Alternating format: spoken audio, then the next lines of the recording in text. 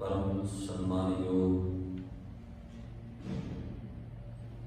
जुगो जुग अटल सच्चा पातशाह धन धन श्री गुरु ग्रंथ साहिब सच्चा पातशाह बानी गुलाम शहनशाह दे शहनशाह बाणी के मोहित नाम के जहाज पलत पलत सवार देन वाले शब्द गुरु धन गुरु ग्रंथ साहिब महाराज जी की पावन पवित्र हजूरी अंदर जुड़ बैठे अति सत्कारयोग सतसंगी जनों, अकाल पुरख वाहिगुरू जी की अपार बख्शिश कृपा का सदका बड़े ही अदब दे नाल गुरु दरबार विच बैठ के सतगुरु महाराज जी की पावन बाणी का पाठ बड़े प्यार दे नाल आप जियां ने श्रवण किया है। आओ जिथे बाणी नूं असीं श्रवण करते हैं, बाणी नूं पढ़ते हैं, गुरबाणी की विचार के नाल जुड़न का यतन करिए ताकि मनुख मात्र के प्राणी मात्र के भले वास्ते सतगुरु महाराज जी ने पावन बाणी का खजाना ये गुरबाणी का संग्रह गुरबाणी का मुजस्मा साडे हिरदे की झोली विच पाया है। आओ सारे रल के इस पावन बाणी की विचारना मन बिरतियां नूं जोड़न का यतन करिए ते अरदास करिए गुरु चरनां विच सतगुरु महाराज गुरबाणी बणीए बाणी वर्गा जीवन, बाणी के बचना मुताबक जीवन नूं ढालना आरंभ करिए। ये अरदास करके गुरु चरनां विच आपां गुरबाणी की विचार गुरु के बचन हर कियां कथा कहानियां दे नाल सांझ बनाइए। सब तो पहला सारी संगत गुरु फतेह ना सांझ करो, कोई भी रसना गुरु फतेह तो वांझी ना रहे। इक्को वारी कहण ते सरबत संगत गज के आखो जी वाहिगुरु जी का खालसा वाहिगुरु जी की फतेह। सतगुरु महाराज जी ने जो पावन बचन शब्द के रूप में सानू अज बख्शिश किए हैं, अमृत वेले का जो हुक्म मेरे गरीब नवाज पातशाह जी ने साडे उपर बख्शिश करदियां सानू बख्शिया है। शहीदां दे सरताज पंजवें पातशाह गुरदेव धन गुरु अर्जन साहिब महाराज तिन्हां दी रसना के द्वारा उच्चारण किए ये पावन बचन जैतश्री राग दी वार दे आरंभले बचन हैं। जिस वक्त असी गुरु ग्रंथ साहिब जी की बाणी पढ़ते हैं तो 22 वारां गुरु ग्रंथ साहिब जी दे विच दर्ज ने, 22 वारां दर्ज हैं। 9 धुना, धुनी का अर्थ होंदा है साउंड ट्यून बोली। अलग अलग धुना ने वारां दे विच सतगुरु महाराज जी ने उन्हां धुनियां दे उपर इस वार नूं गाउण की हदायत की है। जदों असीं आसा दी वार का पाठ करते हैं ते आसा दी वार बाणी दे आरंभ विच लिखिया होया है टुंडे अस राजे की धुनी। ते गुरु ग्रंथ साहिब जी दे विच 9 धुना ने जिहड़ियां वारां दे विच वखरे वखरे रूप दे विच वखरे वखरियां धुना ते सतगुरु महाराज ने उन्हां नूं गाउण दी हदायत कीती है सन। खैर इहदा मैं विस्तार नहीं करांगा, समय दे नाल फिर मैं किधर इहदा विस्तार करांगा। 22 वारां गुरु ग्रंथ साहिब जी दे विच दर्ज ने, 9 धुना ते 31 राग गुरु ग्रंथ साहिब जी दे विच महाराज जी ने वरते ने। 31 रागां दे विच ये संपूर्ण बाणी है। 3 गुरसिखां दी बाणी है, 11 भट्ट साहिबानां दी बाणी है, 15 भगत साहिबानां दी बाणी है, ਤੇ ਗੁਰੂ ਨਾਨਕ ਸਾਹਿਬ ਜੀ ਤੋਂ ਲੈ ਕੇ ਗੁਰੂ ਅਰਜਨ ਸਾਹਿਬ ਜੀ ਤੱਕ ਪੰਜਵੇਂ ਪਾਤਸ਼ਾਹ ਤੇ ਨੌਵੇਂ ਪਾਤਸ਼ਾਹ ਗੁਰੂ ਤੇਗ ਬਹਾਦਰ ਸਾਹਿਬ ਜੀ 6 ਗੁਰੂ ਸਾਹਿਬਾਨ ਦੀ ਆਪਣੀ ਉਚਾਰਨ ਕੀਤੀ ਹੋਈ ਬਾਣੀ ਗੁਰੂ ਗ੍ਰੰਥ ਸਾਹਿਬ ਜੀ ਦੇ ਵਿੱਚ ਦਰਜ ਹੈ। ਜਦੋਂ ਗੁਰੂ ਦਾ ਸਿੱਖ ਬਾਣੀ ਨੂੰ ਪੜ੍ਹਦਾ ਹੈ ਤੇ ਬਾਣੀ ਪੜ੍ਹਨ ਤੋਂ ਬਾਅਦ ਅਰਦਾਸ ਕਰਦਾ ਹੈ ਤੇ ਉਸ ਵਕਤ ਅਸੀਂ ਕਹਿੰਦੇ ਹਾਂ ਦਸਾਂ ਪਾਤਸ਼ਾਹੀਆਂ ਦੀ ਜੋਤ। ਤੇ ਜੋਤ ਦਾ ਅਰਥ ਹੁੰਦਾ ਇੱਕ ਵਿਚਾਰ। ਬਾਕੀ 4 ਗੁਰੂ ਸਾਹਿਬਾਨ ਨੇ ਭਾਵੇਂ ਬਾਣੀ ਉਚਾਰਨ ਨਹੀਂ ਕੀਤੀ ਪਰ ਇਸ ਬਾਣੀ ਦਾ ਪ੍ਰਚਾਰ ਉਹਨਾਂ ਨੇ ਡੰਕੇ ਦੀ ਚੋਟ ਤੇ ਕੀਤਾ। ਜਿਹੜੀ ਵਿਚਾਰਧਾਰਾ ਗੁਰੂ ਨਾਨਕ ਸਾਹਿਬ ਜੀ ਦੀ ਸੀ ਉਹੀ ਵਿਚਾਰਧਾਰਾ ਗੁਰੂ ਹਰਗੋਬਿੰਦ ਸਾਹਿਬ ਮਹਾਰਾਜ ਜੀ ਨੇ ਅੱਗੇ ਪ੍ਰਚਾਰੀ, ਗੁਰੂ ਹਰਿਰਾਏ ਸਾਹਿਬ ਜੀ ਨੇ ਪ੍ਰਚਾਰੀ, ਗੁਰੂ ਹਰਕ੍ਰਿਸ਼ਨ ਸਾਹਿਬ ਮਹਾਰਾਜ ਜੀ ਨੇ ਪ੍ਰਚਾਰੀ। ਤੇ ਜਰਾ ਗੌਰ ਨਾਲ ਸਮਝਿਓ ਸਾਧ ਸੰਗਤ, ਜਿਸ ਵਕਤ ਅਸੀਂ ਅਰਦਾਸ ਕਰਦੇ ਸਮੇਂ ਕਹਿੰਦੇ ਦਸਾਂ ਪਾਤਸ਼ਾਹੀਆਂ ਦੀ ਜੋਤ, ਇਹਦਾ ਭਾਵ ਅਰਥ ਇਹ ਹੁੰਦਾ ਵੀ ਦਸਾਂ ਪਾਤਸ਼ਾਹੀਆਂ ਦੀ 10 ਗੁਰੂ ਸਾਹਿਬਾਨ ਅਲੱਗ-ਅਲੱਗ ਸਰੀਰਾਂ ਦੇ ਵਿੱਚ ਇੱਕ ਵਿਚਾਰਧਾਰਾ ਜਿਹੜੀ ਉਹ ਲਗਾਤਾਰ ਕੰਮ ਕਰਦੀ ਰਹੀ, ਜਿਹਨੂੰ ਭਾਈ ਸੱਤਾ ਤੇ ਭਾਈ ਬਲਵੰਡ ਜੀ ਦੀ ਵਾਰ ਆਪਾਂ ਪੜ੍ਹਦੇ ਹਾਂ। ਜੋਤ ਉਹਾਂ ਜੁਗਤ ਸਾਏ ਸ਼ਹਿ ਕਾਇਆ ਫੇਰ ਪਲਟੀ ਹੈ। ਕਾਇਆ ਪਲਟਦੀ ਰਹੀ ਹੈ, ਸਰੀਰ ਬਦਲਦਾ ਰਿਹਾ ਹੈ। ਗੁਰੂ ਨਾਨਕ ਸਾਹਿਬ ਜੀ ਤੋਂ ਭਾਈ ਲਹਿਣਾ ਜੀ ਦਾ ਜਦੋਂ ਸਰੀਰ ਦੇ ਵਿੱਚ ਇਹ ਵਿਚਾਰ ਪ੍ਰਵੇਸ਼ ਕੀਤੀ ਹੈ ਤੇ ਗੁਰੂ ਨਾਨਕ ਦੀ ਵਿਚਾਰ ਭਾਈ ਲਹਿਣਾ ਦੇ ਅੰਦਰ ਆ ਗਈ ਹੈ ਤੇ ਭਾਈ ਲਹਿਣਾ ਤੋਂ ਅੰਗਦ ਬਣ ਗਏ, ਗੁਰੂ ਅੰਗਦ ਸਾਹਿਬ ਅਖਵਾਉਣ ਲੱਗੇ। ਇਸੇ ਤਰ੍ਹਾਂ ਗੁਰੂ ਅਮਰਦਾਸ ਮਹਾਰਾਜ ਜੀ ਲਗਾਤਾਰ 10 ਗੁਰੂ ਗੋਬਿੰਦ ਸਿੰਘ ਮਹਾਰਾਜ ਜੀ ਤੱਕ ਇੱਕੋ ਵਿਚਾਰਧਾਰਾ ਜਿਹਨੂੰ ਅਸੀਂ ਦਸਾਂ ਪਾਤਸ਼ਾਹੀਆਂ ਦੀ ਜੋਤ ਆਖਦੇ। ਮੈਂ ਫਿਰ ਅਰਜ਼ ਕਰ ਦੇਵਾਂ, 15 ਭਗਤ ਸਾਹਿਬਾਨ ਦੀ ਬਾਣੀ, 11 ਭੱਟ ਸਾਹਿਬਾਨ ਦੀ ਬਾਣੀ, 3 ਗੁਰਸਿੱਖਾਂ ਦੀ ਬਾਣੀ ਤੇ 6 ਗੁਰੂ ਸਾਹਿਬਾਨ ਦੀ ਬਾਣੀ, 9ਵੇਂ ਪਾਤਸ਼ਾਹ ਤੇ ਗੁਰੂ ਨਾਨਕ ਸਾਹਿਬ ਜੀ ਤੋਂ ਲੈ ਕੇ ਗੁਰੂ ਅਰਜਨ ਸਾਹਿਬ ਮਹਾਰਾਜ ਜੀ ਤੱਕ। ਇਹ ਗੁਰੂ ਗ੍ਰੰਥ ਸਾਹਿਬ ਜੀ ਦੀ ਬਾਣੀ 35 ਮਹਾਂਪੁਰਖਾਂ ਦੀ ਬਾਣੀ ਦਾ ਇੱਕ ਖਜ਼ਾਨਾ ਹੈ। 35 ਮਹਾਂਪੁਰਖਾਂ ਦੇ ਬਚਨ ਨੇ, ਜ਼ਿੰਦਗੀ ਦਾ ਅਨੁਭਵ ਹੈ, ਜ਼ਿੰਦਗੀ ਦਾ ਤਜਰਬਾ, ਜ਼ਿੰਦਗੀ ਜਿਉਣ ਦਾ ਢੰਗ ਤਰੀਕਾ ਗੁਰੂ ਗ੍ਰੰਥ ਸਾਹਿਬ ਜੀ ਦੀ ਬਾਣੀ ਨੇ ਸਾਨੂੰ ਦੱਸਿਆ। ਜਿੱਥੇ ਜ਼ਿੰਦਗੀ ਜਿਉਣ ਦਾ ਢੰਗ ਤਰੀਕਾ ਦੱਸਿਆ ਉੱਥੇ ਸਾਨੂੰ ਵਹਿਮਾਂ ਭਰਮਾਂ ਤੋਂ ਮੁਕਤ ਕਰਕੇ ਇੱਕ ਰੱਬ ਨਾਲ ਬਾਣੀ ਜੋੜਦੀ ਹੈ। ਸਾਨੂੰ ਆਜ਼ਾਦੀ ਵਾਲਾ ਜੀਵਨ ਬਾਣੀ ਦਿੰਦੀ ਹੈ। ਸਾਨੂੰ ਦੁੱਖਾਂ ਦੇ ਵਿੱਚੋਂ ਕੱਢ ਕੇ ਤੇ ਸੁੱਖ ਆਨੰਦ ਵਿੱਚ ਬਾਣੀ ਲੈ ਕੇ ਜਾਂਦੀ ਹੈ। ਸਾਨੂੰ ਚਿੰਤਾ ਮੁਕਤ ਕਰਕੇ, ਚਿੰਤਾ ਦਾ ਗਰਸਿਆ ਹੋਇਆ ਮਨੁੱਖ ਜੇ ਬਾਣੀ ਦੇ ਲੜ ਲੱਗ ਜਾਵੇ ਸਾਧ ਸੰਗਤ ਚਿੰਤਾ ਮੁਕਤ ਹੋ ਜਾਂਦਾ ਹੈ। ਚਿੰਤਾ ਤੋਂ ਮੁਕਤ ਕਰਕੇ, ਝੋਰੇ ਫਿਕਰਾਂ ਤੋਂ ਮੁਕਤ ਕਰਕੇ ਤੇ ਬਾਣੀ ਸਾਨੂੰ ਵਿਕਾਸ ਵਾਲਾ ਜੀਵਨ ਦਿੰਦੀ ਹੈ। ਆਪਾਂ ਬਹੁਤ ਵਾਰੀ ਜਦੋਂ ਇਤਿਹਾਸ ਦੀਆਂ ਸਤਰਾਂ ਪੜਾਂਗੇ, ਇਤਿਹਾਸ ਨੂੰ ਪੜਾਂਗੇ, ਮਰਿਆਦਾ ਨੂੰ ਪੜਾਂਗੇ, ਬਾਣੀ ਨੂੰ ਪੜਾਂਗੇ ਤੇ ਇਹ ਗੱਲਾਂ ਸਾਡੇ ਸਾਹਮਣੇ ਆਉਣਗੀਆਂ। ਇਤਿਹਾਸ ਵਿੱਚ ਬਹੁਤ ਸਾਰੇ ਐਸੇ ਨਾਇਕ ਨੇ ਜਿਨ੍ਹਾਂ ਨੂੰ ਅਸੀਂ ਜਦੋਂ ਉਹਨਾਂ ਦਾ ਜੀਵਨ ਪੜ੍ਹਦੇ, ਉਹਨਾਂ ਦੀ ਹਿਸਟਰੀ ਪੜ੍ਹਦੇ ਹਾਂ ਤੇ ਕਈ ਵਾਰ ਅਸੀਂ ਆਪਣੀ ਜ਼ੁਬਾਨ ਤੋਂ ਵਾਹ ਵਾਹ ਕਹਿ ਦਿੰਦੇ ਹਾਂ, ਪਰ ਉਹਨਾਂ ਦਾ ਪਿਛੋਕੜ ਜਾ ਕੇ ਦੇਖਣਾ ਪਹਿਲੋਂ ਕੀ ਸੀ। ਪਹਿਲਾ ਪਿਛੋਕੜ ਦੇਖਣਾ, ਜਦੋਂ ਅਸੀਂ ਉਹਨਾਂ ਦੇ ਬਚਪਨ ਤੋਂ ਲੈ ਕੇ ਭਰ ਜਵਾਨੀ ਤੱਕ ਉਹਨਾਂ ਦੀ ਹਿਸਟਰੀ ਨੂੰ ਵਾਚਾਂਗੇ, ਉਹਨਾਂ ਦੀ ਬੈਕਗ੍ਰਾਉਂਡ ਦੇਖਾਂਗੇ, ਉਹਨਾਂ ਦਾ ਪਿਛੋਕੜ ਦੇਖਾਂਗੇ ਤੇ ਫਿਰ ਅਸੀਂ ਹੈਰਾਨ ਹੋਵਾਂਗੇ ਵੀ ਕਿੰਨੀ ਵੱਡੀ ਤਬਦੀਲੀ ਬਾਣੀ ਦੇ ਨਾਲ ਇਹਨਾਂ ਦੇ ਜੀਵਨ ਵਿੱਚ ਆਈ ਹੈ। ਭਾਈ ਪ੍ਰੇਮਾ ਜੀ ਦਾ ਜ਼ਿਕਰ ਆਉਂਦਾ ਵਾ ਗੁਰੂ ਗ੍ਰੰਥ ਸਾਹਿਬ ਮਹਾਰਾਜ ਸੱਚੇ ਪਾਤਸ਼ਾਹ ਦੇ ਵਿੱਚ, ਜਿਹੜੀ ਬਾਣੀ ਗੁਰੂ ਅਮਰਦਾਸ ਮਹਾਰਾਜ ਜੀ ਨੇ ਆਪਣੀ ਉਚਾਰਨ ਕੀਤੀ ਹੈ, ਉਸ ਬਾਣੀ ਦੇ ਬੋਲਾਂ ਨੂੰ ਸੁਣ ਕੇ ਭਾਈ ਪ੍ਰੇਮੇ ਦਾ ਜੀਵਨ ਬਦਲਦਾ ਹੈ। ਭਾਈ ਪ੍ਰੇਮਾ ਜਿਹਦਾ ਜ਼ਿਕਰ ਆਉਂਦਾ ਵੀ ਬੜਾ ਧਨਾੜ ਤੇ ਅਮੀਰ ਘਰ ਦਾ ਬੱਚਾ ਸੀ, ਸਾਰੇ ਸੁੱਖ ਸਹੂਲਤਾਂ ਘਰ ਵਿੱਚ ਮਿਲਦੀਆਂ ਸਨ।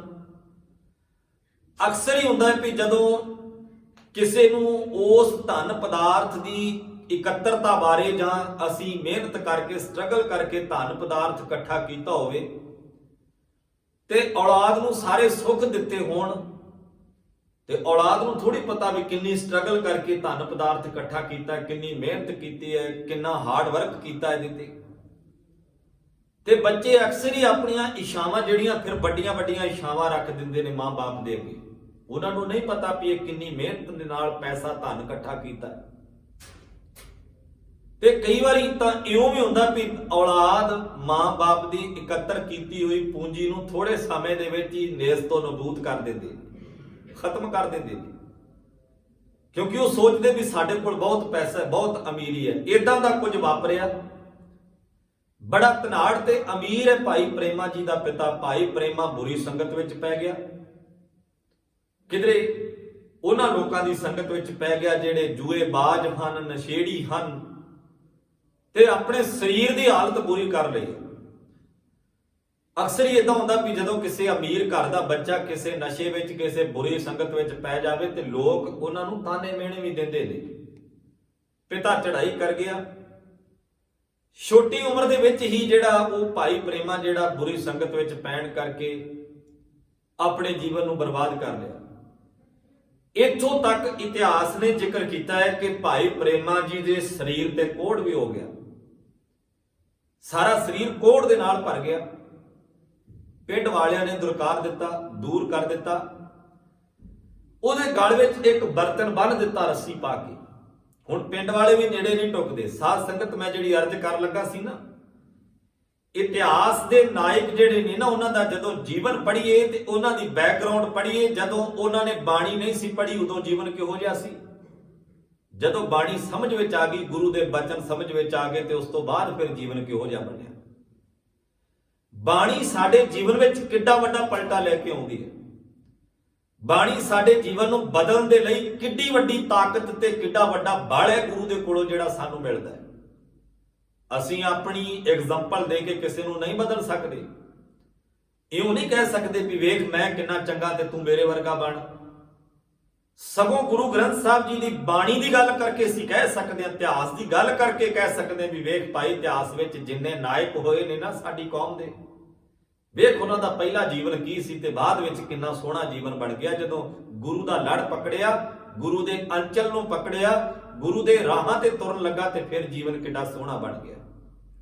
ਮੈਂ ਅਰਜ਼ ਕਰ ਰਿਹਾ ਸੀ, ਭਾਈ ਪ੍ਰੇਮਾ ਜੀ ਜਦੋਂ ਸਰੀਰ ਤੇ ਕੋਹੜ ਹੋ ਗਿਆ ਹੈ ਤੇ ਕਿਸੇ ਨੇ ਉਹਦੇ ਨੇੜੇ ਵੀ ਲੱਗਣਾ ਨਾ ਚਾਹਿਆ। ਲੋਕ ਉਹਦੇ ਤੋਂ ਨਫ਼ਰਤ ਕਰਨ ਲੱਗੇ, ਅਸੀਂ ਤਾਂ ਇਹਦੇ ਨੇੜੇ ਨਹੀਂ ਜਾਣਾ, ਸਾਨੂੰ ਕੋਹੜ ਹੋ ਜਾਵੇਗਾ, ਛੂਤ ਦਾ ਰੋਗ ਹੈ, ਕਈ ਬਿਮਾਰੀਆਂ ਲੱਗ ਗਈਆਂ ਇਹਨੂੰ ਬੁਰੀ ਸੰਗਤ ਕਰਨ ਕਰਕੇ। ਆਖਿਰ ਕੁਝ ਹੌਸਲਾ ਕਰਕੇ ਲੋਕਾਂ ਨੇ ਉਹਦੇ ਗਲ ਵਿੱਚ ਇੱਕ ਬਰਤਨ ਬੱਧਾ, ਇੱਕ ਬਰਤਨ ਬੰਨ੍ਹ ਦਿੱਤਾ ਰੱਸੀ ਦੇ ਨਾਲ, ਤੇ ਪਿੰਡੋਂ ਬਾਹਰ ਇੱਕ ਦਰਖਤ ਦੇ ਨਾਲ ਉਹਦੇ ਹੱਥ ਪੈਰ ਬੰਨ੍ਹ ਕੇ ਤੇ ਉਹਨੂੰ ਬਿਠਾ ਦਿੱਤਾ ਤਾਂ ਕਿ ਪਿੰਡ ਵਿੱਚ ਨਾ ਆ ਜਾਵੇ ਦੁਬਾਰਾ। ਅਕਸਰ ਹੀ ਐਸੇ ਲੋਕਾਂ ਦੀ ਇਹ ਹਾਲਤ ਹੋਇਆ ਕਰਦੀ। ਉਹਨੂੰ ਬਾਹਰ ਕਿਸੇ ਦਰਖਤ ਦੇ ਨਾਲ ਬੰਨ੍ਹ ਦਿੱਤਾ, ਗਲ ਵਿੱਚ ਬਾਟੀ ਪਾ ਦਿੱਤੀ ਹੈ। ਆਉਂਦੇ ਜਾਂਦੇ ਰਾਹੀ ਤਰਸ ਕਰਕੇ ਉਹਦੇ ਬਰਤਨ ਵਿੱਚ ਕੁਝ ਨਾ ਕੁਝ ਪਾ ਜਾਂਦੇ ਨੇ ਖਾਣ ਵਾਸਤੇ ਤਾਂ ਕਿ ਭੁੱਖਾ ਵੀ ਨਾ ਮਰ ਜਾਵੇ। ਤੇ ਇਹ ਸਾਡਾ ਇਤਿਹਾਸ ਇਹ ਗੱਲ ਕਹਿੰਦਾ ਵੀ ਇੱਕ ਦਿਨ ਐਸਾ ਆਇਆ, ਲਾਹੌਰੋਂ ਜਥਾ ਤੁਰਿਆ ਇੱਕ, ਜਿਹੜੇ ਉੱਚੀ ਆਵਾਜ਼ ਵਿੱਚ ਸ਼ਬਦ ਪੜ੍ਹਦੇ ਜਾ ਰਹੇ ਸੀ, ਭੱਲੇ ਅਮਰਦਾਸ ਗੁਣ ਤੇਰੇ ਤੇਰੀ ਉਪਮਾ ਤੋਹੇ ਬਣ ਆਵੇ। ਇਹ ਸ਼ਬਦ ਪੜ੍ਹਦੇ ਆ ਰਹੇ ਨੇ। ਇਹਨਾਂ ਆਉਣਾ ਕਿੱਥੇ ਹੈ? ਇਹਨਾਂ ਆਉਣਾ ਸੀ ਗੋਇੰਦਵਾਲ ਸਾਹਿਬ ਦੀ ਧਰਤੀ ਤੇ ਧੰਨ ਗੁਰੂ ਅਮਰਦਾਸ ਮਹਾਰਾਜ ਜੀ ਦੇ ਕੋਲ। ਗੁਰੂ ਅਮਰਦਾਸ ਮਹਾਰਾਜ ਜੀ ਦੇ ਦਰਸ਼ਨ ਦੀਦਾਰਿਆਂ ਨੂੰ ਇਹ ਜਥਾ ਚੱਲਿਆ ਲਾਹੌਰੋਂ। ਜਦੋਂ ਇਹ ਸ਼ਬਦ ਪੜ੍ਹਦੇ ਆ ਰਹੇ ਸੀ ਤੇ ਸ਼ਬਦ ਭਾਈ ਪ੍ਰੇਮੇ ਦੇ ਕੰਨਾਂ ਵਿੱਚ ਵੀ ਪਏ। ਜਿੱਥੇ ਸ਼ਬਦ ਪੜ੍ਹਦੇ ਆ ਰਹੇ ਸੀ ਉੱਥੇ ਕਹਿ ਰਹੇ ਸੀ, ਤੂੰ ਨਿਤਾਣਿਆਂ ਦਾ ਤਾਣ ਹੈ, ਤੂੰ ਨਿਮਾਣਿਆਂ ਦਾ ਮਾਣ ਹੈ, ਤੂੰ ਨਿਆਸਰਿਆਂ ਦਾ ਆਸਰਾ ਹੈ ਤੇ ਨਿਓਟਿਆਂ ਦੀ ਓਟ ਹੈ। ਧੰਨ ਗੁਰੂ ਅਮਰਦਾਸ ਮਹਾਰਾਜ ਤੇਰੀ ਪਰਿਭਾਸ਼ਾ ਕੋਈ ਦੇਣ ਲੱਗੇ ਤੇ ਤੇਰੀ ਪਰਿਭਾਸ਼ਾ ਤੇ ਮਾਲਕ ਜੀ ਇਉਂ ਹੈ ਜਿਵੇਂ ਕੋਈ ਲਾਲ ਰੰਗ ਦੀ ਡੈਫੀਨੇਸ਼ਨ ਦੱਸਣ ਲੱਗਿਆ ਇਉਂ ਕਹਿੰਦਾ ਵੀ ਲਾਲ ਰੰਗ ਤੇ ਭਾਈ ਲਾਲ ਰੰਗ ਹੀ ਹੁੰਦਾ ਹੈ, ਕਿਉਂਕਿ ਲਾਲ ਰੰਗ ਦੀ ਪਰਿਭਾਸ਼ਾ ਦੱਸਣੀ ਔਖੀ ਹੈ। ਗੁਰੂ ਅਮਰਦਾਸ ਮਹਾਰਾਜ, ਜੇ ਤੁਹਾਡੇ ਨਾਲ ਮੈਂ ਕਿਸੇ ਦੀ ਤੁਲਨਾ ਕਰਨ ਲੱਗਾ ਤੇ ਤੁਹਾਡੇ ਵਰਗਾ ਉਹ ਵੀ ਹੈ, ਤੁਹਾਡੇ ਵਰਗਾ ਉਹ ਵੀ ਹੈ, ਮਹਾਰਾਜ ਇਹ ਮੇਰੀ ਗੁਸਤਾਖੀ ਹੋਵੇਗੀ। ਭੱਲੇ ਅਮਰਦਾਸ ਗੁਣ ਤੇਰੇ ਤੇਰੀ ਉਪਮਾ ਤੋਹੇ ਬਣ ਆਵੇ। ਤੇਰੀ ਵਡਿਆਈ ਤੇ ਤੂੰ ਆਪ ਹੀ ਹੈ ਮਹਾਰਾਜ, ਤੁਹਾਡੇ ਬਰਾਬਰ ਦਾ ਕੋਈ ਦੂਜਾ ਹੋਰ ਮੈਨੂੰ ਦਿਸਦਾ ਨਹੀਂ ਹੈ। ਇਹ ਉੱਚੀ ਉੱਚੀ ਗਾਉਂਦੇ ਆ ਰਹੇ ਨੇ, ਵਿਚਾਰਾ ਕਰਦੇ ਆ ਰਹੇ ਨੇ। ਗੁਰੂ ਅਮਰਦਾਸ ਮਹਾਰਾਜ ਨਿਆਸਰਿਆਂ ਦੇ ਆਸਰੇ ਨੇ, ਨਿਓਟਿਆਂ ਦੀ ਓਟ ਹੈ। ਇਹ ਆਵਾਜ਼ ਭਾਈ ਪ੍ਰੇਮੇ ਦੇ ਕੰਨਾਂ ਵਿੱਚ ਪਈ ਹੈ। ਜਦੋਂ ਭਾਈ ਪ੍ਰੇਮੇ ਦੇ ਕੰਨਾਂ ਵਿੱਚ ਪਾਈ ਤੇ ਉਹਨੇ ਇਸ਼ਾਰਾ ਕੀਤਾ ਤੇ ਆਵਾਜ਼ ਦਿੱਤੀ ਹੈ ਵੀ ਭਾਈ ਰੁਕ ਜਾਓ ਇੱਕ ਮਿੰਟ ਵਾਸਤੇ, ਮੇਰੀ ਬੇਨਤੀ ਹੈ। ਕਹਿੰਦੇ ਵੀ ਜਿਨ੍ਹਾਂ ਬਾਰੇ ਤੁਸੀਂ ਜ਼ਿਕਰ ਕਰ ਰਹੇ ਹੋ, ਕੌਣ ਹੈ ਨਿਆਸਰਿਆਂ ਦਾ ਆਸਰਾ? ਮੇਰਾ ਤਾਂ ਕੋਈ ਆਸਰਾ ਨਹੀਂ ਹੈ।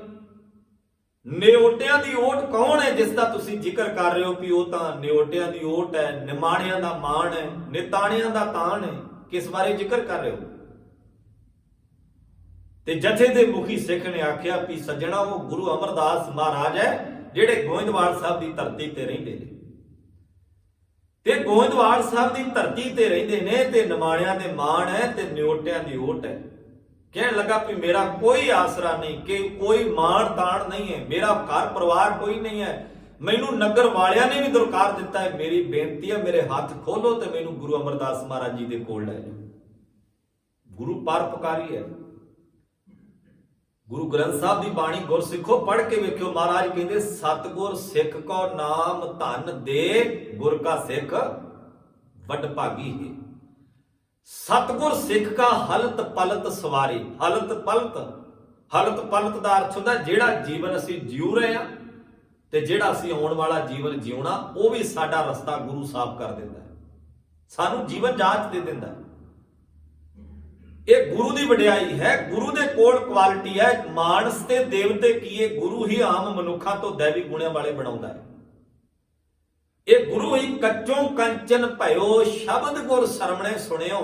ਇਹ ਗੁਰੂ ਕੋਲ ਤਾਕਤ ਹੈ, ਕੱਚ ਤੋਂ ਸੋਨੇ ਵਰਗਾ ਜੀਵਨ ਬਣਾ ਦਿੰਦਾ ਹੈ। ਇਹ ਗੁਰੂ ਦੀ ਵਡਿਆਈ ਹੈ। ਲੋਹੇ ਤੋਂ ਕੀਮਤੀ ਲਾਲਾਂ ਵਰਗੇ ਬਣਾ ਦਿੰਦਾ ਹੈ ਸਾਨੂੰ। ਇਹ ਗੁਰੂ ਦੀ ਵਡਿਆਈ ਹੈ। ਗੁਰੂ ਦੇ ਕੋਲ ਬਲ ਹੈ, ਗੁਰੂ ਦੇ ਕੋਲ ਤਾਕਤ ਹੈ, ਕਿਸੇ ਮਨੁੱਖ ਦੇ ਕੋਲ ਨਹੀਂ ਹੈ। ਮਾਫ ਕਰਨਾ, ਸਾਡੇ ਆਸਰੇ ਜਿਹੜੇ ਨਾ ਉਹ ਮਨੁੱਖਾਂ ਤੇ ਵੱਧ ਹੈ, ਗੁਰੂ ਤੇ ਟੇਕ ਸਾਡੀ ਘੱਟ ਹੈ। ਜਿਸ ਦਿਨ ਅਸੀਂ ਬਾਣੀ ਦੇ ਲੜ ਲੱਗ ਕੇ ਗੁਰੂ ਤੇ ਟੇਕ ਰੱਖ ਕੇ ਤੁਰ ਪਏ ਨਾ ਸਾਧ ਸੰਗਤ, ਉਸ ਦਿਨ ਸਾਡਾ ਹਾਲਤ ਪਲਟ ਸਵਰ ਜਾਵੇਗਾ। ਉਸ ਦਿਨ ਹੋਵੇਗਾ ਅਸਲੀਅਤ ਦੇ ਵਿੱਚ ਲੋਕ ਸੁਖੀਏ ਪਰਲੋਕ ਸੁਹੇਲੇ।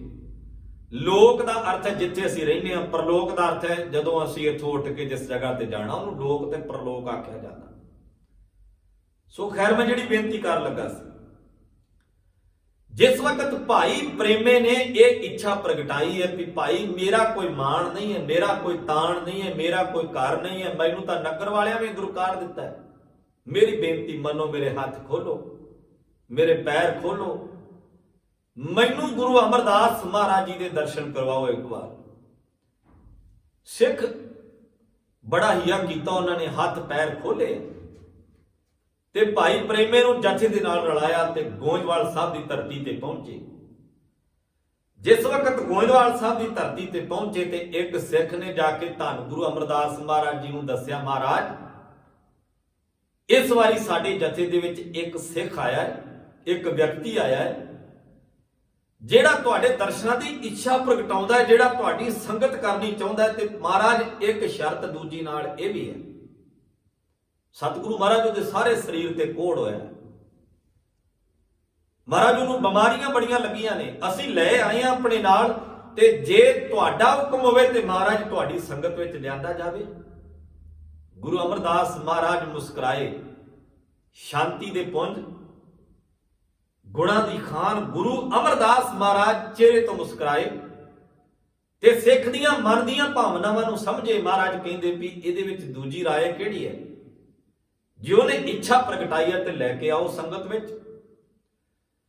ਸਤਿਗੁਰੂ ਮਹਾਰਾਜ ਨੇ ਭਾਈ ਪ੍ਰੇਮੇ ਦੇ ਸਰੀਰ ਦੀ ਹਾਲਤ ਵੇਖੀ, ਸਰੀਰ ਦੇ ਵਿੱਚੋਂ ਪਾਕ ਵਗ ਰਹੀ ਹੈ, ਸਾਰਾ ਸਰੀਰ ਜਿਹੜਾ ਜ਼ਖਮਾਂ ਦੇ ਨਾਲ ਭਰਿਆ ਹੋਇਆ ਹੈ, ਲਹੂ ਸਿਮ ਰਿਹਾ ਹੈ ਸਰੀਰ ਦੇ ਵਿੱਚੋਂ, ਬੁਰੇ ਹਾਲਾਤ ਨੇ ਉਹਦੇ ਸਰੀਰ ਦੇ।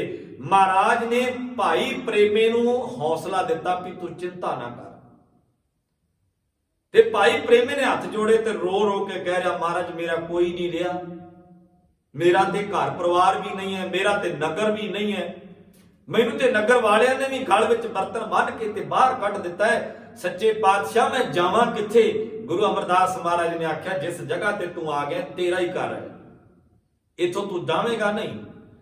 ਗੁਰੂ ਅਮਰਦਾਸ ਪਾਤਸ਼ਾਹ ਮਹਾਰਾਜ ਜੀ ਨੇ ਉਸ ਵਕਤ ਆਪਣੇ ਕੋਲ ਇੱਕ ਵੈਦ ਰੱਖਿਆ ਸੀ ਜਿਹਦਾ ਇਤਿਹਾਸ ਵਿੱਚ ਜ਼ਿਕਰ ਆਉਂਦਾ, ਭਾਈ ਲਾਲੂ ਵੈਦ। ਜਿਵੇਂ ਅੱਜ ਦੇ ਸਮੇਂ ਦੇ ਵਿੱਚ MBBS ਡਾਕਟਰ ਆਪਾਂ ਕਹਿੰਦੇ ਨਾ ਵੀ ਬੜਾ ਜਿਹੜਾ MD ਜਾਂ MBBS ਡਾਕਟਰ, ਮੰਨਿਆ ਪਰਮੰਨਿਆ ਡਾਕਟਰ, ਉਸ ਵਕਤ ਦਾ ਭਾਈ ਲਾਲੂ ਵੈਦ ਇਲਾਕਿਆਂ ਦੇ ਵੈਦ ਹੋਇਆ ਕਰਦੇ ਸੀ। ਗੁਰੂ ਸਾਹਿਬ ਜੀ ਨੇ ਦਵਾਖਾਨੇ ਖੋਲੇ। ਚੇਤਾ ਰੱਖਿਓ ਸਾਧ ਸੰਗਤ, ਜਿੱਥੇ ਮਾਨਸਿਕਤਾ ਦਾ ਗੁਰੂ ਸਾਹਿਬ ਇਲਾਜ ਕਰਦੇ ਸੀ ਨਾ, ਉੱਥੇ ਸਰੀਰਕ ਤੌਰ ਤੇ ਵੀ ਇਲਾਜ ਕਰਦੇ ਸੀ। ਕੀਰਤਪੁਰ ਸਾਹਿਬ ਦੀ ਧਰਤੀ ਤੇ ਬਹੁਤ ਵੱਡਾ ਇੱਕ ਦਵਾਖਾਨਾ ਸੀ। ਕੀਰਤਪੁਰ ਸਾਹਿਬ ਦੀ ਧਰਤੀ ਤੇ ਗੁਰੂ ਹਰਿਰਾਏ ਸਾਹਿਬ ਜੀ ਨੇ ਬੜਾ ਵੱਡਾ ਦਵਾਖਾਨਾ ਉੱਥੇ ਖੋਲਿਆ। ਤਰਨ ਤਾਰਨ ਸਾਹਿਬ ਦੀ ਧਰਤੀ ਤੇ ਉਹ ਅੱਜ ਵੀ ਖੰਡਰ ਹੋ ਗਿਆ, ਬਾਅਦ ਵਿੱਚ ਈਸਾਈਆਂ ਦੇ ਕਬਜ਼ੇ ਦੇ ਵਿੱਚ ਆ ਗਿਆ। ਇੱਕ ਬਹੁਤ ਵੱਡਾ ਹਸਪੀਟਲ ਸੀ ਜਿਹੜਾ ਗੁਰੂ ਅਰਜਨ ਸਾਹਿਬ ਸੱਚੇ ਪਾਤਸ਼ਾਹ ਜੀ ਨੇ ਆਪਣੇ ਸਮੇਂ ਬਣਾਇਆ ਰੋਗੀਆਂ ਦੇ ਇਲਾਜ ਵਾਸਤੇ। ਤੇ ਮੈਂ ਇੱਥੇ ਬੇਨਤੀ ਕਰਦਾ ਜਾਵਾਂ, ਜਿੱਥੇ ਗੁਰੂ ਸਾਹਿਬ ਜੀ ਨੇ ਸਾਨੂੰ ਰੱਬ ਦੇ ਨਾਲ ਜੋੜਿਆ, ਉੱਥੇ ਮਨੁੱਖਤਾ ਦੇ ਭਲੇ ਵਾਸਤੇ ਜਿਸ ਦਿਨ ਲਾਹੌਰ ਦੀ ਧਰਤੀ ਤੇ ਕਾਲ ਪੈਂਦਾ ਹੈ ਨਾ, ਗੁਰੂ ਅਰਜਨ ਸਾਹਿਬ ਸੱਚੇ ਪਾਤਸ਼ਾਹ ਮਹਾਰਾਜ ਲਾਹੌਰ ਦੇ ਵਿੱਚ ਆਪ ਸੇਵਾ ਕਰਦੇ ਰਹੇ ਹੱਥੀਂ। ਜਦੋਂ ਮੁਰਦਿਆਂ ਦੇ ਨਾਲ ਬਾਜ਼ਾਰ ਭਰ ਗਏ, ਬਿਮਾਰ ਤਰਸ ਤਰਸ ਕਰਨ ਲੱਗੇ, ਤਾਹੀ ਮਾਰਨ ਲੱਗੇ, ਤੇ ਗੁਰੂ ਅਰਜਨ ਸਾਹਿਬ ਸੱਚੇ ਪਾਤਸ਼ਾਹ ਮਹਾਰਾਜ ਆਪਣੇ ਹੱਥਾਂ ਦੇ ਨਾਲ ਉਹਨਾਂ ਨੂੰ ਪਾਣੀ ਪਿਲਾਉਂਦੇ ਰਹੇ। ਉਹਨਾਂ ਦੇ ਮੂੰਹ ਵਿੱਚ ਬੁਰਕੀਆਂ ਤੋੜ ਕੇ ਪਾਉਂਦੇ ਰਹੇ। ਇੱਕ ਵਾਰੀ ਨਹੀਂ, ਦੋ ਵਾਰੀ ਨਹੀਂ, ਪੁਰਤਗਾਲ ਤੋਂ ਜਦੋਂ ਈਸਾਈ ਮਿਸ਼ਨਰੀ ਪ੍ਰਚਾਰ ਕਰਨ ਵਾਸਤੇ ਆਏ ਨਾ ਭਾਰਤ ਦੀ ਧਰਤੀ ਤੇ, ਈਸਾਈ ਮਿਸ਼ਨਰੀ ਪ੍ਰਚਾਰ ਕਰਨ ਵਾਸਤੇ ਆਏ ਤੇ ਉਹਨਾਂ ਨੇ ਗੁਰੂ ਅਰਜਨ ਸਾਹਿਬ ਸੱਚੇ ਪਾਤਸ਼ਾਹ ਮਹਾਰਾਜ ਜੀ ਨੂੰ ਲਾਹੌਰ ਦੀ ਧਰਤੀ ਤੇ ਤੱਕਿਆ। ਉਹਨਾਂ ਨੇ ਕੀ ਦੇਖਿਆ? ਇੱਕ ਅਰਜਨ ਨਾਮੀ ਵਿਅਕਤੀ, ਉਹ ਫਿਰ ਚਿੱਠੀ ਲਿਖਦੇ ਨੇ, ਪਿੱਛੇ ਪੁਰਤਗਾਲ ਚਿੱਠੀ ਲਿਖਦੇ ਨੇ ਵਾਪਸ, ਤੇ ਇੱਥੇ ਆਪਣੀ ਗੱਲ ਨਹੀਂ ਬਣੇਗੀ। ਉਹਨਾਂ ਚਿੱਠੀ ਦੇ ਵਿੱਚ ਲਿਖਿਆ, ਆਖਣ ਲੱਗੇ ਇੱਥੇ ਅਰਜਨ ਨਾਮੀ ਇੱਕ ਵਿਅਕਤੀ ਹੈ, ਜਿਹੜਾ ਕੰਮ ਆਪਾਂ ਕਰਨ ਵਾਸਤੇ ਇੱਥੇ ਆਏ ਆ ਉਹ ਆਲਰੇਡੀ ਪਹਿਲਾਂ ਉਹ ਕਰ ਰਿਹਾ ਹੈ। ਆਪਣੇ ਹੱਥਾਂ ਦਾ ਭੋਗ ਬਣਾ ਕੇ ਤੇ ਮਰੀਜ਼ਾਂ ਦੇ ਮੂੰਹ ਵਿੱਚ ਪਾਣੀ ਪਾ ਰਿਹਾ, ਤੇ ਉਹਨਾਂ ਦੇ ਮੂੰਹ ਵਿੱਚ ਬੁਰਕੀਆਂ ਤੋੜ ਤੋੜ ਕੇ ਪਾ ਰਿਹਾ, ਤੇ ਸਮੇਂ-ਸਮੇਂ ਤੇ ਦਵਾਈ ਬੂਟੀ ਦੇ ਕੇ ਉਹਨਾਂ ਦਾ ਇਲਾਜ ਕਰ ਰਿਹਾ। ਜਿੰਨੀ ਦੇਰ ਤੱਕ ਅਰਜਨ ਨਾਮੀ ਵਿਅਕਤੀ ਇਹ ਕੰਮ ਕਰਦਾ ਰਹੇਗਾ, ਉਨੀ ਦੇਰ ਤੱਕ ਸਾਡਾ ਇੱਥੇ ਪ੍ਰਚਾਰ ਫੇਲ ਹੋਵੇਗਾ, ਅਸੀਂ ਇੱਥੇ ਕਾਮਯਾਬ ਨਹੀਂ ਹੋਵਾਂਗੇ। ਇਹਦਾ ਅਰਥ ਗੁਰੂ ਸਾਹਿਬ ਜੀ ਦੇ ਸਮੇਂ ਪ੍ਰਚਾਰ ਬੁਲੰਦੀਆਂ ਤੇ ਸੀ। ਗੁਰੂ ਸਾਹਿਬ ਨੇ ਜੋ ਜੋ ਸ਼ਬਦ ਕਹੇ ਉਹ ਪ੍ਰੈਕਟੀਕਲ ਵੀ ਕੀਤੇ। ਜੋ ਕਿਹਾ ਵੀ ਮਨੁੱਖਤਾ ਦਾ ਭਲਾ ਕਿਵੇਂ ਕਰਨਾ, ਮਹਾਰਾਜ ਨੇ ਉਹ ਕਰਕੇ ਵੀ ਵਿਖਾਇਆ। ਪਰ ਜੇ ਅੱਜ ਸਾਡੇ ਪੰਜਾਬ ਦੀ ਧਰਤੀ ਤੇ ਈਸਾਈ ਮਿਸ਼ਨਰੀ ਪੈਰ ਪਸਾਰ ਕੇ ਬੈਠ ਗਏ ਨਾ, ਇਹਦਾ ਅਰਥ ਹੈ ਸਾਡੀ ਕੌਮ ਦੇ ਆਗੂ ਜਾਂ ਸਾਡੇ ਪ੍ਰਚਾਰਕ ਜਾਂ ਸਾਡੇ ਕਥਾਵਾਚਕ ਕਿਤੇ ਨਾ ਕਿਤੇ ਆਪਣੇ ਫਰਜ਼ ਛੱਡ ਕੇ ਆਪਸੀ ਲੜਾਈਆਂ ਵਿੱਚ ਰੁੱਝ ਗਏ ਆ, ਤੇ ਗੁਰਬਾਣੀ ਜਾਂ ਇਤਿਹਾਸ ਦੀ ਗੱਲ ਜਿਹੜੀ ਆ, ਜਿਹੜਾ ਪ੍ਰੈਕਟੀਕਲ ਜੀਵਨ ਦੀ ਗੱਲ ਹੈ, ਉਹ ਖਤਮ ਹੋ ਗਈ। ਗੁਰੂ ਅਰਜਨ ਸਾਹਿਬ ਜੀ ਦੇ ਬਾਰੇ ਇਹ ਜ਼ਿਕਰ ਉਹਨਾਂ ਨੇ ਕੀਤਾ ਕਿ ਲਾਹੌਰ ਦੀ ਧਰਤੀ ਤੇ ਉਹ ਆਲਰੇਡੀ ਕੰਮ ਕਰ ਰਹੇ ਨੇ ਜਿਹੜਾ ਕੰਮ ਅਸੀਂ ਕਰਨਾ ਚਾਹੁੰਦੇ ਸੀ, ਇਸ ਲਈ ਅਸੀਂ ਆਪਣੇ ਮਿਸ਼ਨ ਵਿੱਚ ਕਾਮਯਾਬ ਨਹੀਂ ਹੋਵਾਂਗੇ। ਤਾਂ ਮੈਂ ਜਿਹੜੀ ਬੇਨਤੀ ਕਰਨ ਲੱਗਾ ਸੀ, ਗੁਰੂ ਅਰਜਨ ਸਾਹਿਬ ਜੀ ਨੇ ਇੱਕ ਦਵਾਖਾਨਾ ਖੋਲਿਆ, ਕੋੜੀਆਂ ਵਾਸਤੇ ਇੱਥੇ ਹਸਪੀਟਲ ਖੋਲਿਆ ਤਰਨ ਤਾਰਨ ਸਾਹਿਬ ਦੀ ਧਰਤੀ ਤੇ। ਇਸੇ ਤਰ੍ਹਾਂ ਗੁਰੂ ਅਮਰਦਾਸ ਮਹਾਰਾਜ ਜੀ ਨੇ ਗੋਇੰਦਵਾਲ ਸਾਹਿਬ ਦੀ ਧਰਤੀ ਤੇ ਇੱਕ ਭਾਈ ਲਾਲੂ ਨਾਮ ਦਾ ਵੈਦ ਰੱਖਿਆ। ਜਦੋਂ ਭਾਈ ਪ੍ਰੇਮੇ ਦੇ ਸਰੀਰ ਵੱਲ ਤੱਕਿਆ, ਮਹਾਰਾਜ ਨੇ ਆਵਾਜ਼ ਦਿੱਤੀ, ਕਹਿੰਦੇ ਵੀ ਭਾਈ ਲਾਲੂ ਜੀ ਨੂੰ ਬੁਲਾਓ। ਭਾਈ ਲਾਲੂ ਵੈਦ ਨੂੰ ਬੁਲਾਇਆ ਗਿਆ ਤੇ ਮਹਾਰਾਜ ਨੇ ਇੱਕ ਡਿਊਟੀ ਲਾ ਦਿੱਤੀ। ਆਖਣ ਲੱਗੇ, ਭਾਈ ਲਾਲੂ, ਇਸ ਪ੍ਰੇਮੇ ਦਾ ਇਲਾਜ ਤੁਸੀਂ ਸਰੀਰ ਦਾ ਕਰਨਾ ਹੈ। ਅੱਜ ਸਾਧ ਸੰਗਤ ਸਾਨੂੰ ਉਲਝਾਇਆ ਜਾ ਰਿਹਾ, ਜਿਹੜਾ ਸਾਡਾ ਸੰਦਾਸ ਸੀ ਨਾ ਉਹਦੇ ਤੋਂ ਦੂਰ ਕਰ ਦਿੱਤਾ ਗਿਆ। ਜੇ ਗੁਰੂ ਅਮਰਦਾਸ ਮਹਾਰਾਜ ਆਪਣੇ ਹੁੰਦਿਆਂ ਹੀ ਇਹ ਗੱਲ ਕਹਿੰਦੇ ਸੀ ਵੀ ਭਾਈ ਲਾਲੂ ਜੀ ਇਹ ਸਰੀਰ ਦਾ ਇਲਾਜ ਤੁਸੀਂ ਕਰਨਾ ਹੈ, ਤੇ ਮਾਨਸਿਕਤਾ ਦਾ ਇਲਾਜ ਇਹਦਾ ਅਸੀਂ ਕਰਾਂਗੇ, ਇਹਦੇ ਮਨ ਦਾ ਇਲਾਜ ਅਸੀਂ ਕਰਾਂਗੇ। ਸੰਗਤ ਵਿੱਚ ਸ਼ਬਦ ਦੁਆਰਾ ਇਹਦਾ ਇਲਾਜ ਹੋਵੇਗਾ ਮਨ ਦਾ। ਸੰਗਤ ਵਿੱਚ ਬੈਠ ਕੇ ਇਹਦੇ ਮਨ ਦੀ ਦ੍ਰਿੜਤਾ ਬਣੇਗੀ, ਇਹਦਾ ਭਰੋਸਾ ਬਣੇਗਾ, ਇਹਦਾ ਵਿਸ਼ਵਾਸ ਬਣੇਗਾ। ਪਰ ਇੱਕ ਗੱਲ ਤੁਹਾਨੂੰ ਅਸੀਂ ਕਹਿਣਾ ਚਾਹੁੰਦੇ ਹਾਂ ਕਿ ਇਹਦੇ ਸਰੀਰ ਦਾ ਇਲਾਜ ਤੁਸੀਂ ਕਰਨਾ। ਹੁਣ ਗੁਰੂ ਸਾਹਿਬ ਇੱਕ ਵੈਦ ਨੂੰ ਕਹਿ ਰਹੇ ਨੇ ਗੱਲ, ਪਰ ਇੱਥੇ ਤਾਂ ਸਾਡੇ ਗੁਰਧਾਮਾਂ ਤੇ ਬੋਰਡ ਲੱਗੇ ਹੋਇਆ ਵੀ 5 ਵਾਰ ਇੱਥੇ ਇਸ਼ਨਾਨ ਕਰ ਲਓ ਤੇ ਤੁਹਾਡੇ ਸਾਰੇ ਦੁੱਖ ਦੂਰ ਹੋਣਗੇ। ਬਾਬਿਆਂ ਨੇ ਬੋਰਡ ਲਾਏ ਹੁੰਦੇ ਵੀ 5 ਵਾਰੀ ਇਸ਼ਨਾਨ ਕਰੋ ਵੀ ਤੁਹਾਡੇ ਸਰੀਰ ਦਾ ਰੋਗ ਦੂਰ ਹੋ ਜਾਏਗਾ, ਮੋਕੇ ਦੂਰ ਹੋ ਜਾਣਗੇ, ਲੂਣ ਚੜਾ ਦਿਓ, ਬੌਕਰਾਂ ਚੜਾ ਦਿਓ।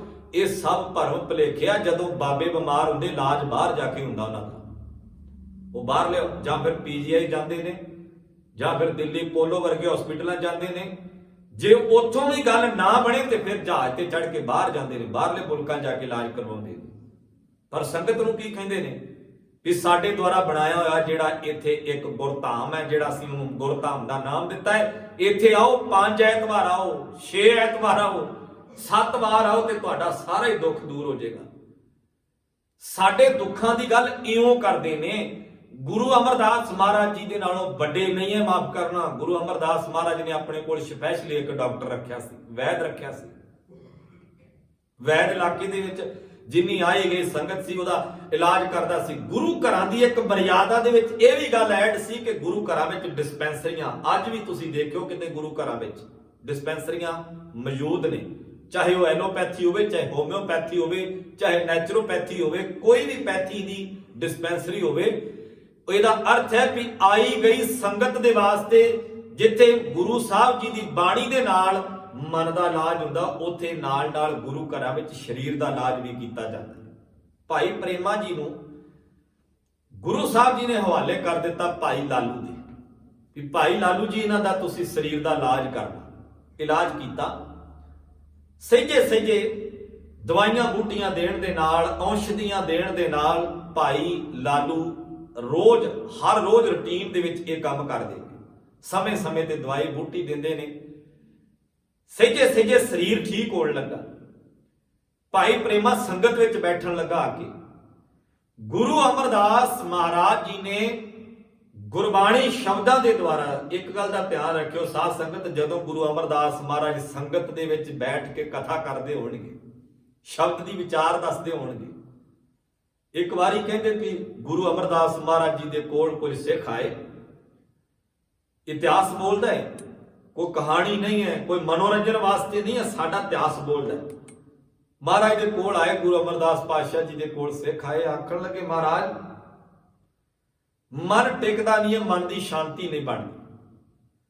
ਸੱਚੇ ਪਾਤਸ਼ਾਹ ਮਨ ਦੇ ਅੰਦਰ ਨਾ ਕਈ ਤਰ੍ਹਾਂ ਦੇ ਫੁਰਨੇ ਉਪਜਦੇ ਨੇ, ਉਤਪੰਨ ਹੁੰਦੀਆਂ ਨੇ ਬੜੀਆਂ ਗੱਲਾਂ। ਤੇ ਸਾਧ ਸੰਗਤ ਇਹ ਹਰ ਬੰਦੇ ਦੀ ਪ੍ਰੋਬਲਮ ਹੈ ਵੀ ਮਨ ਅੰਦਰ ਬੜੇ ਸਵਾਲ ਉਤਪੰਨ ਹੁੰਦੇ ਨੇ, ਬੜੀ ਤਰ੍ਹਾਂ ਦੇ ਸਵਾਲ ਉਤਪੰਨ ਹੁੰਦੇ ਨੇ।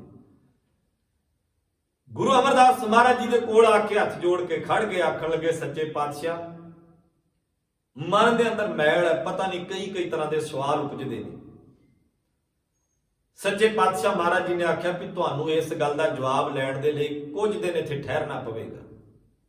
ਹਨੇਰੀ ਆਈ, ਝੱਖੜ ਆਇਆ, ਬੜਾ ਘੱਟਾ ਮਿੱਟੀ ਜੰਮ ਗਿਆ ਤੇ ਸਿੱਖਾਂ ਨੇ ਹੱਥ ਵਿੱਚ ਝਾੜੂ ਫੜੇ ਤੇ ਉਹਨੂੰ ਸਾਫ਼ ਕਰਨ ਲੱਗੇ। ਮਹਾਰਾਜ ਕਹਿੰਦੇ ਵੀ ਤੁਸੀਂ ਇਹ ਕੰਮ ਨਾ ਕਰੋ, ਇਹਨੂੰ ਸਾਫ਼ ਨਾ ਕਰੋ, ਰਹਿਣ ਦਿਓ। ਕਹਿੰਦੇ ਮਹਾਰਾਜ ਨਹੀਂ, ਇੱਥੇ ਗੰਦ ਪੈ ਜਾਵੇਗਾ। ਮਹਾਰਾਜ ਜੇ ਕੱਲ ਨੂੰ ਝੱਖੜ ਆ ਗਿਆ ਤੇ ਫੇਰ ਹੋਰ ਚੜ ਜਾਏਗੀ ਮਿੱਟੀ, ਪਰਸੋਂ ਨੂੰ ਫੇਰ ਝੱਖੜ ਆਵੇਗਾ ਤੇ ਫੇਰ ਹੋਰ ਮਿੱਟੀ ਚੜ ਜਾਏਗੀ। ਮਹਾਰਾਜ ਇਹਨੂੰ ਸਾਫ਼ ਕਰਨਾ ਬੜਾ ਜ਼ਰੂਰੀ ਹੈ। ਸਤਿਗੁਰੂ ਮਹਾਰਾਜ ਕਹਿੰਦੇ ਵੀ ਜੇ ਤੁਸੀਂ ਇਸ ਮਿੱਟੀ ਨੂੰ ਸਾਫ਼ ਕਰਨਾ ਚਾਹੁੰਦੇ ਹੋ ਨਾ, ਜੇ ਚਾਹੁੰਦੇ ਹੋ ਵੀ ਇੱਥੇ ਝੱਖੜ ਆ ਕੇ ਗੰਦਗੀ ਨਾ ਖਿਲਰੇ, ਮਿੱਟੀ ਨਾ ਆਵੇ, ਇੱਥੇ ਪੱਤੇ ਨਾ ਦਰਖਤਾਂ ਦੇ ਆਉਣ, ਇੱਥੇ ਸਾਫ਼ ਸਫਾਈ ਰਵੇ, ਤਾਂ ਹੀ এনवायरमेंट ਸਾਫ਼ ਹੋਵੇਗਾ, ਤਾਂ ਹੀ ਅਸੀਂ ਤੰਦਰੁਸਤ ਰਹਿ ਸਕਦੇ ਹਾਂ। ਜੇ ਤੁਹਾਡੇ ਮਨ ਦਾ ਇਹ ਖਿਆਲ ਹੈ ਇਦਾਂ ਹੀ ਮਨ ਦੇ ਅੰਦਰ ਵਿਕਾਰਾਂ ਦਾ ਝੱਖੜ ਆਉਂਦਾ ਹੈ ਤੇ ਇੱਥੇ ਵੀ ਬੜੀ ਮੈਲ ਇਕੱਠੀ ਹੋ ਜਾਂਦੀ, ਤੇ ਇਹਨੂੰ ਸਾਫ਼ ਕਰਨਾ ਗੁਰੂ ਸ਼ਬਦ ਦੇ ਦੁਆਰਾ। ਮਹਾਰਾਜ ਨੇ ਬੜਾ ਪਿਆਰਾ ਜਵਾਬ ਦਿੱਤਾ। ਸਤਿਗੁਰੂ ਕਹਿੰਦੇ ਵੀ ਜਿਹੜੇ ਝੱਖੜ ਮਨ ਦੇ ਵਿੱਚ ਆਉਂਦੇ ਨੇ ਨਾ, ਜਿਹੜੇ ਫੁਰਨੇ ਉਪਜਦੇ ਨੇ, ਇਹਨਾਂ ਫੁਰਨਿਆਂ ਤੋਂ ਬਚਣ ਦੇ ਲਈ ਤੁਹਾਨੂੰ ਸਹਾਰਾ ਲੈਣਾ ਪਵੇਗਾ ਗੁਰੂ ਸ਼ਬਦ ਦਾ। ਗੁਰੂ ਗਿਆਨ ਦਾ ਝਾੜੂ ਫੜ ਕੇ ਤੈਨੂੰ ਸਾਫ਼ ਕਰ ਦਿਓ, ਪਾਸੇ ਕਰ ਦਿਓ। ਮਹਾਰਾਜ ਨੇ ਸੱਚਾ ਪਾਤਸ਼ਾਹ ਜੀ ਨੇ ਜਦੋਂ ਸੰਗਤ ਵਿੱਚ ਭਾਈ ਪ੍ਰੇਮਾ ਆ ਕੇ ਬੈਠਾ, ਉਪਦੇਸ਼ ਦਿੱਤਾ। ਕਿੰਨਾ ਸੋਹਣਾ ਮਾਹੌਲ ਹੋਵੇਗਾ ਜਦੋਂ ਗੁਰੂ ਅਮਰਦਾਸ ਮਹਾਰਾਜ ਉਪਦੇਸ਼ ਦਿੰਦੇ ਹੋਣਗੇ। ਕਿੰਨਾ ਸੁੰਦਰ ਤੇ ਰਮਣੀਕ ਮਾਹੌਲ ਹੋਵੇਗਾ ਜਿੱਥੇ ਭਾਈ ਪ੍ਰੇਮੇ ਵਰਗੇ ਸਰੀਰ ਦਾ ਇਲਾਜ ਕਰਵਾ ਰਹੇ ਤੇ ਨਾਲ ਮਨ ਦਾ ਇਲਾਜ ਕਰਵਾ ਰਹੇ। ਗੁਰੂ ਸ਼ਬਦ ਦਾ ਗਿਆਨ ਦਾ ਭੰਡਾਰਾ ਗੁਰੂ ਸਾਹਿਬ ਨੇ ਖੋਲਿਆ ਤੇ ਭਾਈ ਪ੍ਰੇਮਾ ਸੁਣ ਰਿਹਾ ਗੁਰੂ ਸਾਹਿਬ ਜੀ ਦੇ ਬਚਨ। ਤੇ ਸ਼ਬਦ ਆਇਆ ਮਨ ਧੋਵੋ, ਸ਼ਬਦ ਲਾਗੋ, ਹਰਿ ਸਿਉ ਰਹੋ ਚਿਤ ਲਾਏ। ਕਿੰਨਾ ਪਿਆਰਾ ਸ਼ਬਦ ਹੈ। ਗੁਰੂ ਸਾਹਿਬ ਨੇ ਇਹ ਗੁਰੂ ਅਮਰਦਾਸ ਮਹਾਰਾਜ ਜੀ ਦੇ ਬਚਨ ਹੈ, ਮਨ ਧੋਵੋ ਸ਼ਬਦ ਲਾਗੋ। ਮਨ ਨੂੰ ਧੋਣ ਦਾ ਇੱਕ ਤਰੀਕਾ, ਸਰੀਰ ਨੂੰ ਧੋਣਾ ਪਾਣੀ ਦੇ ਨਾਲ ਤੇ ਮਨ ਨੂੰ ਧੋਣਾ ਹੈ, ਬੋਲੋ ਸਾਧ ਸੰਗਤ, ਬਾਣੀ ਦੇ ਨਾਲ। ਜਦੋਂ ਅਸੀਂ ਸਰੀਰ ਧੋਨੇ ਆ ਪਾਣੀ ਦੇ ਨਾਲ ਤੇ ਮਨ ਨੂੰ ਸ਼ਬਦ ਨਾਲ ਧੋਣਾ। ਮਨ ਧੋਵੋ ਸ਼ਬਦ ਲਾਗੋ। ਸ਼ਬਦ ਕੀ ਹੈ? ਇਹ ਬਾਣੀ ਸਾਰੀ ਸ਼ਬਦ ਹੈ। महाराज ने आख्या इस शब्द के द्वारा मन को साफ करना। तो भाई प्रेमे नूं गुरु साहब जी ने तरीका दस्या भी मन द्वारा जिहड़ा ये शब्द द्वारा जिहड़ा मन साफ हुंदा है, मन की मैल दूर हुंदी है, मन के विचार तब्दील हुंदे ने। तो गुरु के प्यारिओ सतगुरु महाराज ने उपदेश दिता, सहजे सहजे सहजे भाई प्रेमे का शरीर ठीक होया। एक दिन वो भी आया जदों भाई प्रेमा हथी सेवा करन लगा, हर तरह की सेवा जिम्मेवारी लैके करदा है। संगत जुड़ी महाराज ने हुक्म किया, आखन लगे भी भाई प्रेमे का परिवार नहीं है, भाई प्रेमे का घर नहीं है, कोई सिख है जिहड़ा भाई प्रेमे नूं अपनी धी का रिश्ता करे। हुण ये तो बड़ी औखी गल है, ये तो बड़ा औखा क्वेश्चन है, बड़ा औखा सवाल सी ये। गुरु के प्यारिओ गुरु अमरदास महाराज जी ने भाई प्रेमे जी का आनंद अपने हथी किया ते वो भाई प्रेमा जिहड़ा एक इतिहास का उगा नायक होके सामने आया। जदों 22 मंजियां गुरु साहब जी ने स्थापित कीतियां ना, 22 मंजियां का अर्थ है 22 मुख केंद्र प्रचार सेंटर, प्रचार के मुख सेंटर 22 मंजियां स्थापित कीतियां। और उन्हां तो अगे जिहड़े मिनी सेंटर सी उन्होंने कहा गया 52 पीढ़े, 22 मंजियां ते 52 पीढ़े। ये जिहड़ियां 22 मंजियां स्थापित कीतियां सी ना, मंजीदार आख्या जांदा सी प्रचारक नूं, जिहड़ा प्रचारक सेंटर ते जाके काम करदा सी, आले दुआले संगत नूं गुरु शब्द नाल जोड़दा सी। उन्हां 22 मंजियां दे विच एक मंजीदार भाई प्रेमा भी होया, जिन्हां दा इतिहास विच नाम मत्थो ते मुरारी करके आउंदा है। ये इतिहास दा बड़ा उगा नायक होया। इहने गुरसिੱਖੀ दा प्रचार किया। साध संगत मैं अज इथों आरंभ कीती सी, जे भाई प्रेमे वर्गे जिन्हां दे शरीर ते कोड़ हो गया, जिन्हां दे शरीर चों लहू वगदा है, जिन्हां दे लागे खलोण नूं मन नहीं सी करदा, जे ऐसे बंदे गुरु दी शरण विच आके अपना जीवन बदल सकते हैं ते असीं गुरु के प्यारिओ गुरु कोल आके अपना जीवन क्यों नहीं बदल सकते? क्यों नहीं छड्ड सकते कर्म कांडां नूं? क्यों नहीं छड्ड सकते बुराइयां नूं? क्यों नहीं छड्ड सकते अवगुणां नूं? ते अपने अवगुणां नूं त्याग के गुरु चरनां दे भौरे बन के जीवना सिੱਖਿਆ तां जा सकदा जदों असीं मन करके सुरत करके ध्यान करके एक एकाग्र चित होके गुरु चरनां दे कोल बैठांगे। उदों समझो असीं गुरु चरनां दे भौरे बन गए। जिन्नी देर साडे अंदर भुख ही नहीं उपजदी, बंदा रज्जिया होवे, बंदे ने होर बहुत कुछ खाधा होवे, फल फ्रूट खाधे होण, बहुत कुछ खाधा होवे, ते जदों घर आवे असीं आखीए प्रशादा छक ला भाई, वो कहे भी मैं तां नहीं छकदा प्रशादा, मैनूं काहदी लोड़ है प्रशादे की? रज्जिया होया बंदा थोड़ी छकेगा। जिस बंदे ने इधर उधर दीयां कहानियां सुन के पहला ही मन रजा छड्डिया, उन्होंने कहो बाणी सुन ला, कहता मैं थोड़ी सुनागा, क्योंकि उन्हें बाबावाद दीयां कहानियां पहला बहुत सुन लिया। वो तो रज्जिया होया, उन्हें तो बड़ियां मिथ्यासक कहानियां सुनिया ने, बहुत कुछ इकट्ठा किया होया इधरों उधर दीयां चुक के। अज के समय के अंदर सोशल मीडिया का युग है साध संगत, हर बंदा ही विद्वान है, हर बंदा ही प्रेस रिपोर्टर बनया हुंदा है, हर बंदे दे कोल वीडियो आ जाती है, पल पल की खबर आती है। पहलों लोग अखबार का उड़ीक करते सी कि अखबार आवेगी सवेरे पता लगेगा की खबर है। हुण अखबार की उड़ीक कोई भी नहीं करता, हथ विच मोबाइल हुंदा ते 5-5 मिनट की खबर पूरी दुनिया की बंदे दे कोल तुरी आउंदी है। इन्ना क रज गया ना बंदा दुनिया दीयां गल्लां नाल, इन्हें भुख महसूस नहीं की कि मैं गुरु की बाणी की भुख महसूस करा भी इस बाणी के विचार द्वारा मेरे मन की शांति होनी है ते मेरे मन की भुख मिटनी है। गुरु के प्यारिओ गुरबाणी नूं अपना रोल मॉडल बनाइए भी गुरबाणी दे विच जिहड़े नायक सी इन्हां किहो जिहा जीवन जीविया।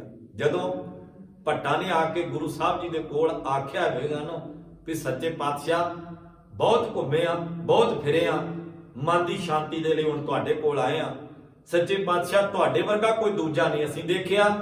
बड़ियां गल्लां सुनियां, बड़ियां कहानियां सुनियां, किसी ने चलीए कट्टण लई आख्या, किसी ने चुपहरे कट्टण लई आख्या, किसी ने व्रत रखण लई आख्या, किसी ने इत्थे इन्नी वार दर्शन करन दे लई आख्या, किसी ने पटावां भेंट करन दे लई आख्या, किसी ने पूजा प्रतिष्ठा करन दे लई आख्या, किसी ने पुठे सीधे तप करन वास्ते आख्या। पर सच्चे पातशाह सी जदों तुहाडे कोल आए ते तुसीं सानूं इह आख्या कि गुरु शब्द नाल जुड़ जाओ ते सारे सुख प्राप्त होणगे। गुरु के प्यारिओ गुरबाणी पढ़नी औखी नहीं है, सिर्फ औखा की है सानूं लगदा ਵੀ ਜਿਹੜੀਆਂ ਗੱਲਾਂ ਬਾਣੀ ਕਹਿੰਦੀ ਹੈ ਉਹ ਅਸੀਂ ਕਰਨੀਆਂ ਕੋਈ ਨਹੀਂ ਹੈ। ਗੁਰਬਾਣੀ ਨੇ ਤਾਂ ਸਾਨੂੰ ਨਸ਼ਾ ਛੱਡਣ ਵਾਸਤੇ ਆਖਿਆ, ਪਰ ਜਿਹੜਾ ਬੰਦਾ ਨਸ਼ਾ ਕਰਦਾ ਉਹ ਕਿਉਂ ਬਾਣੀ ਪੜ੍ਹੇਗਾ? ਉਹਨੂੰ ਪਤਾ ਹੈ ਕਿ ਜਦੋਂ ਪੜਾਂਗਾ ਛੱਡਣਾ ਪੈਣਾ। ਗੁਰਬਾਣੀ ਨੇ ਚੋਰੀ ਛੱਡਣ ਵਾਸਤੇ ਆਖਿਆ, ਤੇ ਚੋਰ ਬੰਦਾ ਕਦੋਂ ਬਾਣੀ ਪੜ੍ਹੇਗਾ? ਉਹ ਆਖੇਗਾ ਵੀ ਮੈਨੂੰ ਜਦੋਂ ਪੜ੍ਹ ਲਈ ਤੇ ਮੈਨੂੰ ਸਮਝ ਆ ਜਾਣੀ, ਜਦੋਂ ਸਮਝ ਆ ਗਈ ਮੈਨੂੰ ਛੱਡਣੀ ਪੈਣੀ ਚੋਰੀ। ਇਹ ਸਾਰੀਆਂ ਚੀਜ਼ਾਂ ਜਿਹੜੀਆਂ ਨੇ ਸਾਧ ਸੰਗਤ, ਗੁਰਬਾਣੀ ਅਵਗਣ ਤਿਆਗਣ ਵਾਸਤੇ ਆਖਦੀ ਹੈ, ਪਰ ਬੰਦਾ ਜਿਉਂਦਾ ਹੀ ਅਵਗਣਾਂ ਦੇ ਸਹਾਰੇ ਆ। ਅਵਗਣਾਂ ਦੇ ਸਹਾਰੇ ਜਿਉਣ ਕਰਕੇ ਨਾ ਦੁਖੀ ਹੋਇਆ ਜਿਉਂਦਾ ਹੈ। ਜਿਹੜਾ ਇਹ ਕਿਹੋ ਜਿਹਾ ਜੀਵਨ ਹੈ, ਤੁਸੀਂ ਵੇਖਿਓ, ਗੌਰ ਕਰਿਓ ਸਾਧ ਸੰਗਤ ਇਸ ਗੱਲ ਤੇ। ਮੈਂ ਬੜਾ ਹੈਰਾਨ ਆ, ਜਦੋਂ ਅਸੀਂ ਗੁਰਮਤਿ ਕੈਂਪ ਲਗਾਉਂਦੇ ਆ ਨਾ, ਤੇ ਗੁਰਮਤਿ ਕੈਂਪਾਂ ਦੇ ਵਿੱਚ ਐਨੇ ਧਾਗੇ ਇਕੱਠੇ ਕਰਦੇ ਆ ਬੱਚਿਆਂ ਦੇ ਗਲਾਂ ਚੋਂ ਲਾਹ ਕੇ, ਗੁੱਟਾਂ ਤੋਂ ਲਾਹ ਕੇ।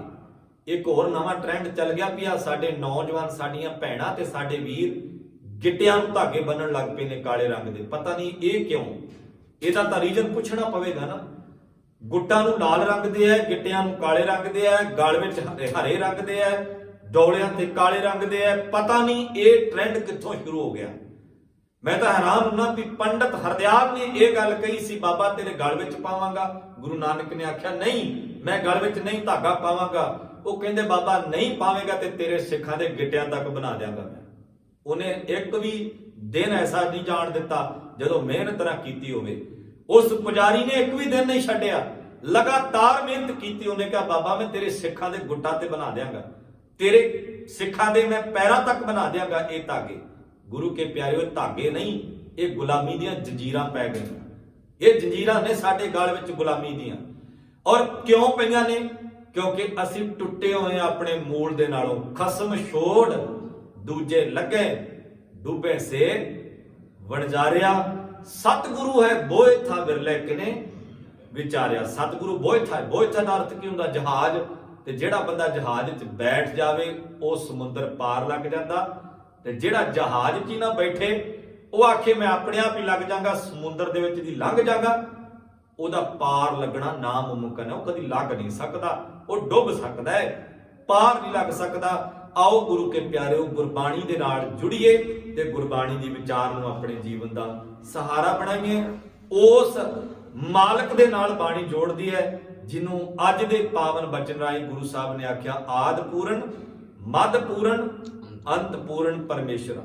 ਉਹ ਪਰਮੇਸ਼ਰ ਪਹਿਲਾਂ ਵੀ ਸੀ, ਅੱਜ ਵੀ ਸੰਪੂਰਨ ਹੈ, ਆਉਣ ਵਾਲੇ ਸਮੇਂ 'ਚ ਵੀ ਸੰਪੂਰਨ ਹੈ। ਐਸੇ ਮਾਲਕ ਦੀ ਉਸਤਤੀ ਕਰੀਏ, ਬੰਦਿਆਂ ਦੀ ਉਸਤਤ ਨਹੀਂ। ਮਾਨੁਖ ਕੀ ਟੇਕ ਬ੍ਰਿਥੀ ਸਭ ਜਾਣ, ਦੇਵਨ ਕੋ ਇੱਕ ਭਗਵਾਨ। ਇੱਕ ਦਾ ਜਸ ਕਰੀਏ, ਇੱਕ ਨੂੰ ਗਾਈਏ, ਇੱਕ ਦੇ ਲੜ ਲੱਗੀਏ। ਬਾਣੀ ਆਖਦੀ ਸਾਹਿਬ ਮੇਰਾ ਏਕੋ ਹੈ, ਏਕੋ ਹੈ ਭਾਈ, ਏਕੋ ਹੈ।